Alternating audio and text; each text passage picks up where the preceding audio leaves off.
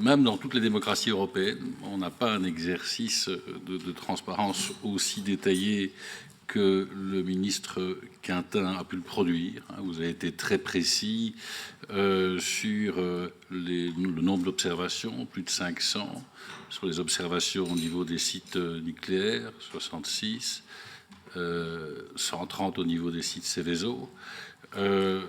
En étant transparent de la sorte, pour le Parlement, mais également pour l'opinion et les citoyens, vous présentez finalement aussi ce qui est l'ampleur de notre faiblesse. Et on doit assumer d'avoir été extrêmement faible. Imaginons une seconde que ces drones aient été armés. Et donc, il est évident que les Belges ont été particulièrement frappés par cette période, parce que c'est une attaque inédite que nous avons subie. Jamais, depuis la Seconde Guerre mondiale, notre territoire n'avait été survolé de manière non conforme de la sorte. Et il n'est quand même pas inutile de rappeler quand c'était. C'était au moment où la Belgique négociait avec les alliés européens sur l'avenir des avoirs gelés russes. C'est à ce moment-là qu'on a subi l'attaque des Russes. Je remercie M. Quintin d'avoir attribué, parce qu'il faut le dire, cette attaque aux Russes. Alors, est-ce que ça a pesé sur notre position lors du débat sur les avoirs gelés? Peut-être. Peut-être pas. Peut-être un peu, quand on voit un certain nombre de propos tenus dans le cadre des grandes conférences catholiques que je regrette. Quoi qu'il en soit, moi, il y a un élément qui m'inquiète et que je tiens à soulever au nom du groupe MR, c'est qu'on est face à une menace et vous êtes 3 ministres. Et quand j'entends l'élément relatif à la coordination, j'aspire à ce qu'elle puisse en effet, cette coordination, pleinement se concrétiser. Mais je crains que pour avoir une réponse tout à fait concrète à une menace telle que celle-là, le gouvernement devrait sans doute décider davantage de décloisonner vos attributions et de permettre une unité de commandement par rapport à la menace qui est représentée aujourd'hui par les drones.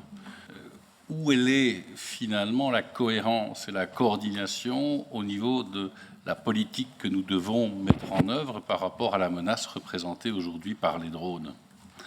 Ça ne va pas être très clair. Vous savez, moi aujourd'hui, j'aurais aimé que vous puissiez nous présenter un visuel pour nous indiquer voilà ce que nous mettons en œuvre en termes de politique coordonnée face à la menace représentée par les drones sur notre pays. Quels sont les services impliqués, comment ils collaborent via le CNT, via le NAS. J'aurais aimé voir ça. Je pense que ça nous aurait aidé, et peut-être, puisque nous sommes suivis par les citoyens en direct sur le site de la Chambre, que ça les aurait aidés aussi à voir clair. Bien entendu, il y a plusieurs acteurs, il y a la police, il y a SKY, il y a NAS, il y a le centre de crise, il y a le CNT sur le plan politique, mais tout ça manque, à mon sens, aujourd'hui, d'unité pour avoir une politique qui soit tout à fait ad hoc pour répondre à une menace. Voilà quelques remarques peut-être de critiques que je vous demande de prendre comme une critique constructive et d'encouragement. Il s'agit, et nous le savons au niveau du groupe MR, d'un énorme chantier, d'un chantier nouveau, d'un chantier difficile, mais d'un chantier qui compte de manière importante pour la sécurité des Belges et aussi pour le sentiment de sécurité des Belges. certaines personnes, nombreuses, on l'a vu dans le cadre des témoignages, se sont senties en insécurité sur notre territoire pendant ces attaques d'octobre et de novembre. Et donc, au-delà naturellement de l'aspect technique, il s'agit de rassurer la population sur notre capacité à garantir la sécurité souhaitée par rapport à ces attaques d'un nouveau genre. Je vous remercie.